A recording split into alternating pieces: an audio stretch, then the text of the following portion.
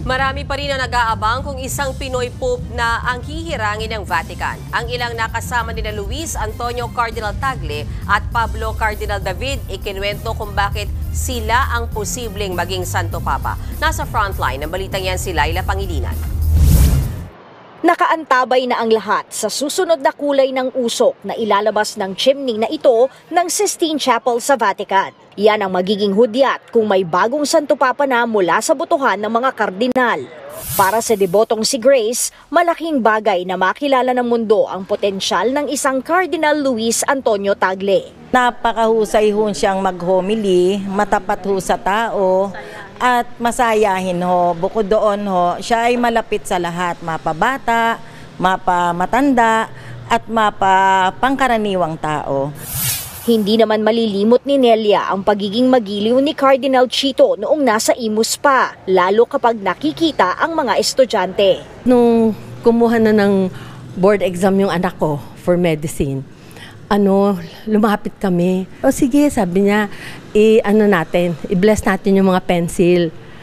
Tapos binless niya, mag-aaral ka mabuti. Tapos nung pumasa na, nakita ulit namin siya, pasado na po. Ay, salamat, sabi niya. Bilang suporta sa conclave, nagsasagawa ng pilgrimage sa St. Augustine Parish Church sa Poblacion Dos Mendez, Cavite. Dito kasi unang nagsilbi bilang pari si Cardinal Chito. Sa Caloocan naman nakilala ng News 5 ang 66 anyos na si Mang Louie. Siya kasi ang long time nakatiwala ni Cardinal Pablo Virgilio David o Father Ambo. Per salary niya, binigay sa akin. Magpagawa ka ng bahay, konting tulong, sabi nga. Yung bahay ko, yung pundasyon niya, galing sa unang salary niya, parang share niya. Binigay sa akin buong buo yun, hindi niya. Buhat noon, nagpagawa akong bahay, tuloy-tuloy na yung grasya. Nakita rin ni Mang Louie ang pagiging vocal ni Cardinal David kontra sa madugong war on drugs ng nakaraang administrasyon. Patunay rito ang pagpapagawa ni Cardinal David ng isang plake sa tapat ng San Roque Church bilang pag-alala sa pagkamatay ng menor de edad na si Kian de los Santos na nasawi sa isang anti-drug operation sa Caloocan. Siya hindi nangamba. Alam niya kasi kasama niya sa ang Panginoon niya.